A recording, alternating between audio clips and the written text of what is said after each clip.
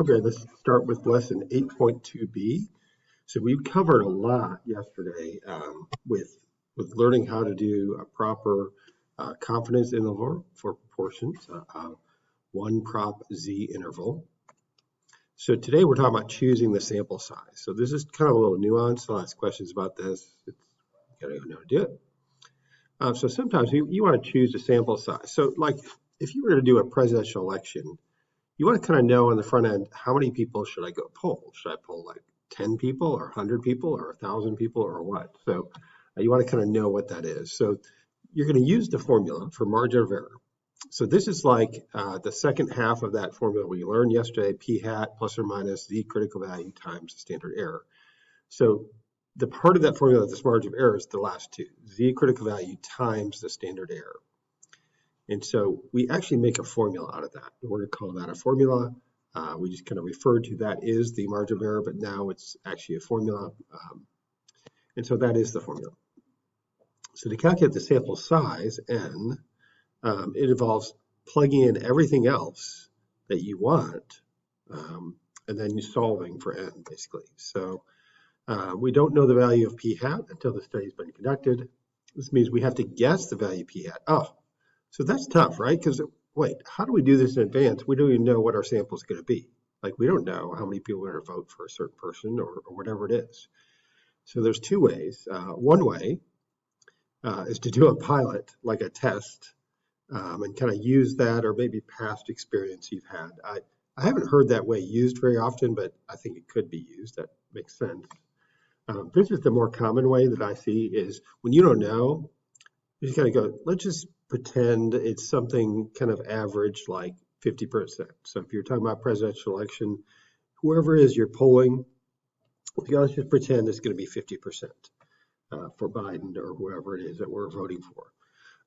So if we get another p hat, it will be smaller than planned. Okay, so this is the choosing the sample size for the desired margin of error. Sometimes we have like, we want to get exactly 3% for a margin of error, or whatever it is we want here for that.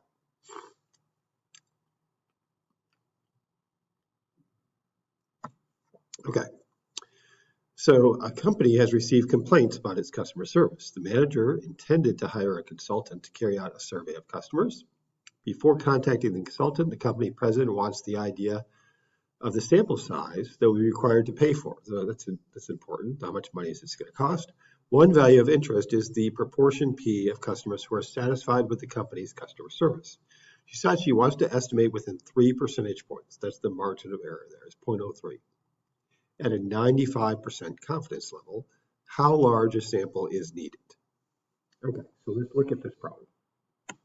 So we're going to use this formula on this question. Okay, so I wrote the formula up here, so we have it. We know we want within 3 margins, so I know this needs to be less or equal to 0.03. So that's the margin of error that we want.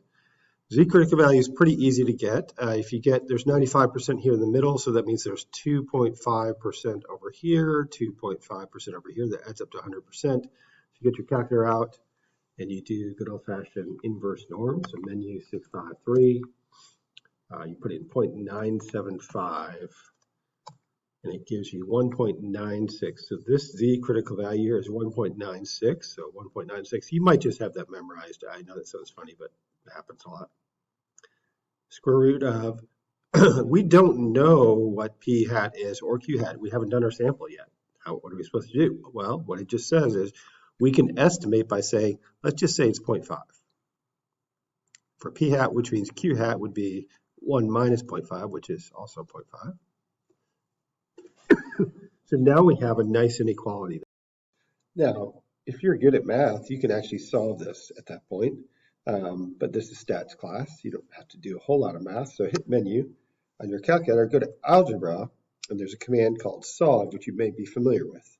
I think it's just easy to use this one. So I'm going to type in the equation 1.96 square root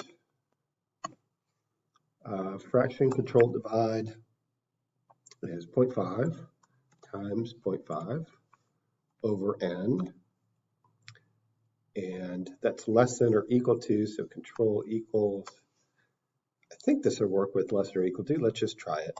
If it doesn't, we'll use an equal sign. When you ever use a solve command, if you remember this, you have to put comma the variable you're solving for, in this case, comma n.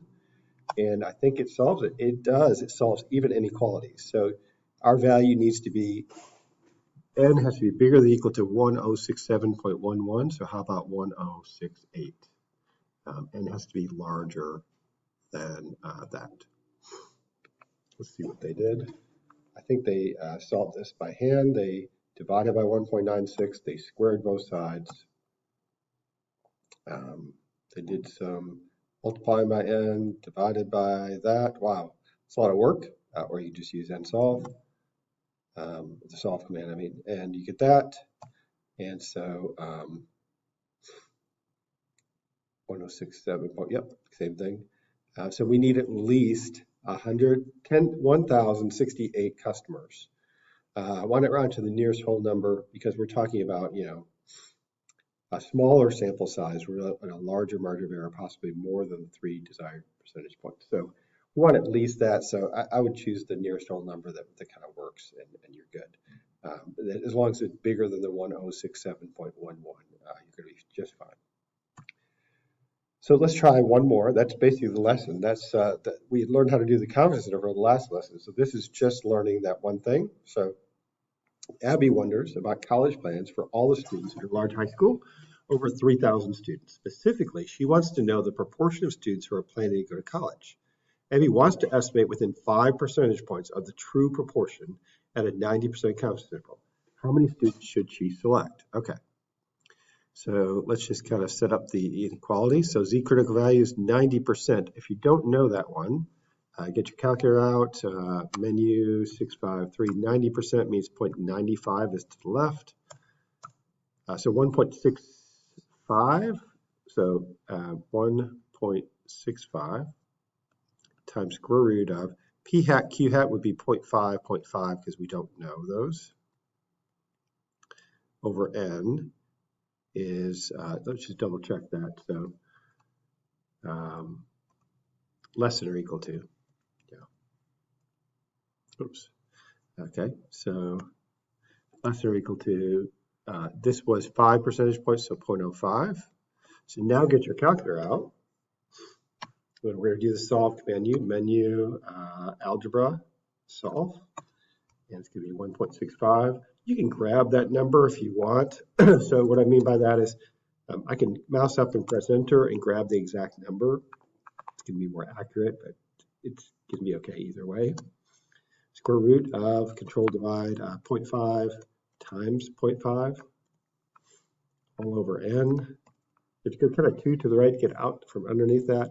Less than or equal to is control equals 0.05. And comma the variable you're solving for, in this case n.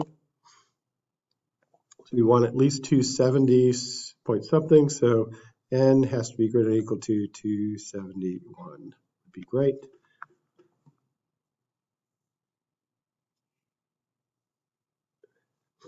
And it depends what number. They used a rounded off number there, 1.64. We used the actual number, and so ours was a little bit more accurate there, but either one works. Show your work, you'll be fine. Okay, that's your lesson for today. Wow, that was quick.